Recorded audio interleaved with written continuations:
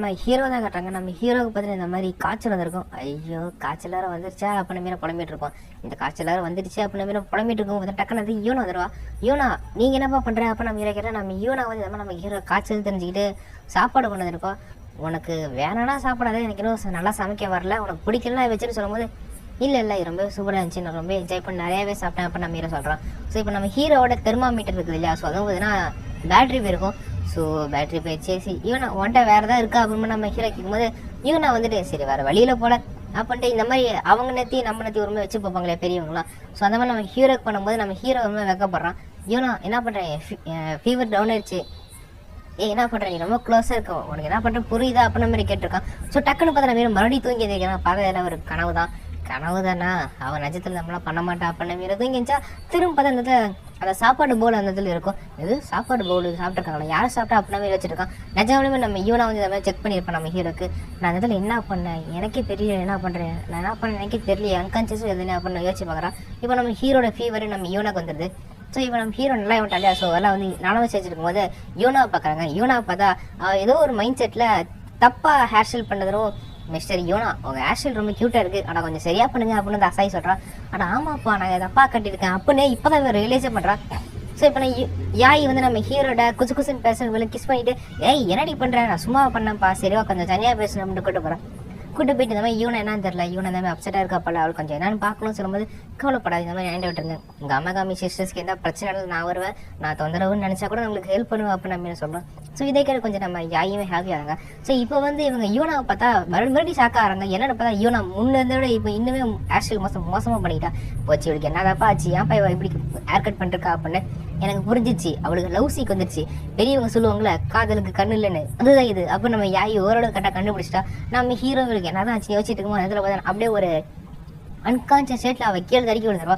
Sorry இதில் நானே எடுத்து வச்சுறேன், இங்கே பாருங்க நான் ஹார்ட் ஒர்க் பண்ணுறேன், நம்ம விட்டுருங்க அப்படின்னு மாதிரி பேசிட்டு இருக்கும்போது நம்ம யாய் வந்துட்டு இவளுக்கு செக் பண்ணுறேன். என்ன பார்த்தா இவளுக்கு ஃபீவர் வந்திருக்கும்.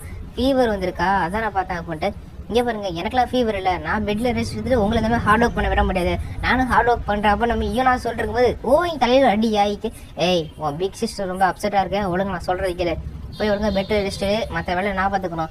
இங்கே இப்போ நாங்கள் 2 பேர் இருக்கோம், பத்தாவதுக்கு ஊயோ இங்கே இருக்கான், பார்த்தா வேறனே வேணும், எல்லாருமே இதில் ஒன்றா வேலை பார்க்கலாம், நீ போய் கம்மிட் ரெஸ்ட் எடுப்புன்னு சொல்லும்போது நம்ம யூனா வந்து பார்த்தீங்கன்னா ஒரு மாதிரி டிப்ரெஷன் மூடு போயிடுவா. என்னை மன்னிச்சிருங்க அப்படின்னு. சூப்பர் டிப்ரெஷன் மூடு போயிட்டாலும் அப்படின்னு நான் யோசிக்கிறேன். ஈவன் ஊரியை வந்து இந்த ஸ்ட்ரெயின் டேக் ஓவர் பண்ண போகிறேன்னு சொல்லிட்டான். இந்த ஸ்ட்ரெயினோட வேலை எவ்வளோ கஷ்டமாக இருக்கும் தெரிஞ்சு கூட அவன் டேக் ஓவர் பண்ண போகிறேன்னு சொல்லிட்டான். ஸோ அவனுக்கு நம்ம கொஞ்சம் ஹெல்ப் பண்ணணும், என்னை ஒரு ஹார்ட் ஒர்க் பண்ண விடுங்க, நான் வந்து ஹார்ட் ஒர்க் பண்ணணும், இந்த மாதிரி ஹார்ட் ஒர்க் பண்ணணும் அப்படின்னு ஹார்ட் ஒர்க்கும் சொல்லுவோம். நம்ம ஹீரோ வந்துட்டு நீ ரொம்ப தொந்தரவாக இருக்க அப்படின்னு சொல்கிறாங்க. ஆமாம் நான் ரொம்ப தொந்தரவாக இருக்கேன் அப்படின்னு யூனா சொல்லும்போது இல்லை நான் அந்த விதத்தில் சொல்ல, நீ வந்து ஹார்ட் ஒர்க் பண்ணினா அது வந்து என்ன இன்னமும் ஹார்ட் ஒர்க் பண்ண தோணுது.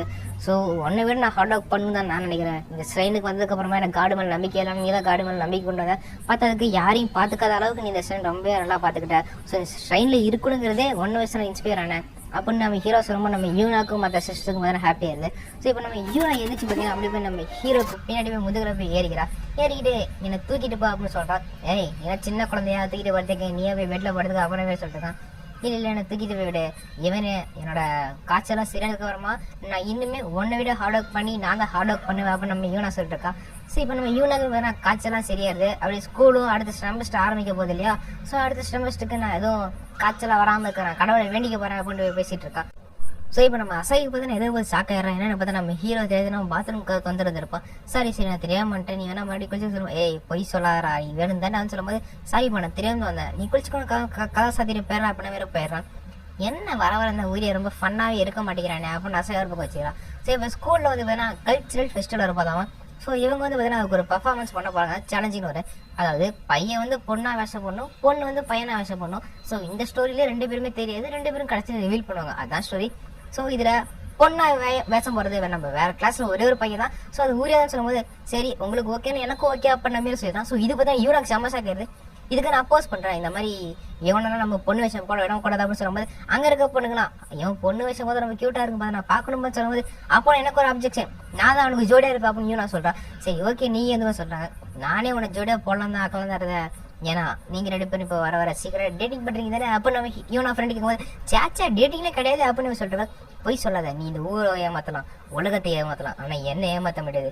நீ அவனு இப்போலாம் கொஞ்ச நாளாக பார்த்தீங்கன்னா கண்ணிலேயே பேசிக்கிறீங்க, கண்ணிலேயே பார்த்துக்கிறீங்க, யாருன்னு கூட இருக்கவங்க யாரும் பார்க்காம போறீங்க. ஸோ நீங்கள் டேட்டிங் தானே பண்ணுறீங்க, கவலைப்படாது, எனக்கு தெரிஞ்ச வேறு யாருக்கும் தெரியாதுன்னு ஸோ நான் பார்த்துக்கிறேன், என்ன என் கிட்ட தானே சொல்கிறேன், நான் பார்த்துக்கிறேன் அப்படின்னு சொல்கிறது. ஸோ வீட்டில் வந்து சொல்கிறாங்க இவங்க இந்த மாதிரி ட்ராமா பண்ண போகிறேன்னு. ஏன்னா ஆமாப்பா என்ன வேறு ஒத்துக்க வச்சுட்டாங்க, என்னால் மொத்த கிளாஸுக்குமே நோ சொல்ல முடியுது, மொத்த கேர்ள்ஸும் என்ன அக்செப்ட் பண்ண வச்சுட்டாங்க அப்படின்னு சொல்லும்போது, பத்தாவதுக்கு நான் அவ்வளோ ஒரு பர்ஃபெக்டான ஒரு கப்பலாக இருப்பேன்னு சொல்லும்போது, ஆமாம் நீங்கள் ரொம்ப பர்ஃபெக்டான கப்பல் தான். அப்போ நம்ம யாயும் அசையும் நான் ஜலஸ் ஆகிறாங்க. ஸோ இப்போ யூனா குளிச்சுட்டு வந்து இதில் உட்காந்துருக்கும் போது இந்த மாதிரி வந்து யார்ட்டையும் சொல்ல வேணாம், இந்த இந்த ப்ராப்ளம் தீர வரைக்கும் இதை யார்ட்டையும் சொல்ல வேணாம், ஸோ இதை நம்ம மறைச்சே வச்சிருக்கலாம், அதுக்கப்புறம் பேசிக்கலாம் அப்படின்னு பார்த்தீங்கன்னா நம்ம யூனா ஹீரோவும் பேசிக்கிறோங்க. என்ன ஆச்சுன்னு இப்போ காட்டுறாங்க பார்த்தீங்கன்னா, இப்போ ஃபஸ்ட்டு வந்து பாஸ்ட்டுக்கு போனேன், அடுத்து அசாய் கூட லூப்பு, இப்போ பாடி ஸ்விட்சிங்க அப்படின்னு யோசிக்கிறாங்க. இப்போ 2 நாள் முன்னாடி கட்டுறாங்க. என்ன இருக்குன்னு பார்த்தீங்கன்னா, நம்ம ஹீரோ வந்து யூனா உடம்புக்குள்ளவே இருப்பான், யூனா வந்து நம்ம ஹீரோ உடம்புக்குள்ள வந்திருப்பான், கூடு விட்டு கொடுப்பாங்களா. ஸோ அந்த மாதிரி நடந்திருக்கும். ஸோ இவங்க 2 பேரும் 2 நாள் முன்னாடி ரியலைஸ் பண்ணியிருப்பாங்க இந்த மாதிரி பாடி ஸ்வாப் ஆனதை. ஸோ இவங்க வந்து பண்ணதுனால இது ஏன்னா எப்படிப்பா ஆச்சு, இது எப்படிப்பா யாருக்கு தெரியாம மாதிரி பார்த்துக்கணுமே, எப்படிப்பா இது சரி பண்ணுறது அப்படின்னு இவங்களுக்கு இல்லை ஷாக் ஆயிரும். டேய் என்ன மட்டும் கேட்குறேன், நீ சரி பண்ணுறா அப்படின்னு யூனா உடம்புல இருக்கிற ஹீரோ சொல்கிறான். ஸோ குழம்பிக்காதீங்க, இப்போ நம்ம ஹீரோனா யூனா, யூனானா நம்ம ஹீரோ, ஓகேவா. சரி நம்ம 2 பேரும் பர்சனல் இன்ஃபர்மேஷனை ஷேர் பண்ணிக்கலாம், அப்போ தான் ஒருத்தங்களுக்கும் நடிக்க முடியும். ஸோ பார்த்து இந்த பாடி சோப் சரியாகிற வரைக்கும் நம்ம இப்படி தான் ஆக்ட் பண்ணி ஆகணும்னு பார்க்குறாங்க. நம்ம ஹீரோவோட கொஞ்சம் கூட பண்ண முடியல, நம்ம யூனாவோட கொஞ்சம் கூட பண்ண முடியல. 2 பேரும் தான் தண்ணிட்டே இருக்கிறாங்க மாதி மாதி. என்ன நீங்கள் 2 பேரும் ஒரு வேடாக திங்க் பண்ணுறீங்க அப்போ இவங்க ஃபேமிலி கொஞ்சம் டவுட் பண்ணுறாங்க. பெசன் நம்ம சொல்லிடலாமா அப்போ நம்ம ஹீரோ கேட்குறோம். யூனா வந்துட்டு வேணா வேணா அப்படின்னு சொல்கிறேன். அப்போ அசாய் வந்துட்டு ஃப்ளட் பண்ணதெல்லாம் போதும், ஒழுங்கா வேலையை பாருங்க சொல்கிறாங்க. அப்போ நம்ம ஹீரோ பெசாம டின்னரா போய் சொல்லிடலாம் அப்படின்னு சொல்கிறாங்க. சரி ஓகே நம்ம யூனா சொல்கிறா. இப்போ அசாயி நம்ம ஹீரோ உடம்புல இருக்கிற யூனா கிட்ட வந்துட்டு, என்ன நீ இப்போ ரொம்ப நாளா கொஞ்சம் யூனாக்குள்ள க்ளோஸ் ஆகிட்டு இருக்க, அவளை பற்றி நீ என்ன நினைக்கிற அப்புறமா நம்ம அசாயி யூனா கிட்டே வந்து யூனா எப்படின்னு கேட்கறான். இன்னொரு பக்கம் யாயி வந்து நம்ம ஹீரோ கிட்ட இந்த மாதிரி என்ன 2 பேரும் க்ளோஸாக இருக்கீங்க, அவளை பற்றி நீ என்ன நினைக்கிறேன் அப்படின்னு இவகிட்ட கேட்கறான். நம்ம ஹீரோ வந்துட்டு சும்மா தான் நான் வந்து ஒரு மாதிரி ஃபேமிலியாக தான் பார்க்குறேன் அப்படின்னு நம்ம யூனா சொல்லிடுவாங்க. நம்ம ஹீரோ கிட்ட அதுக்கு என்ன ரொம்ப ஒரு நார்மலாக பர்சன் தான் சொல்லும் போது, நம்ம யாயி யூனாவும் மாற்றி மாற்றி ஒருத்தங்கிட்ட நான் உன்னை லவ் பண்ணுறேன், நான் உன்னை லவ் பண்ணுறேன் அப்படின்ட்டு மாற்றி மாற்றி ஆள் மாதிரி சொல்லி வச்சிருவாங்க.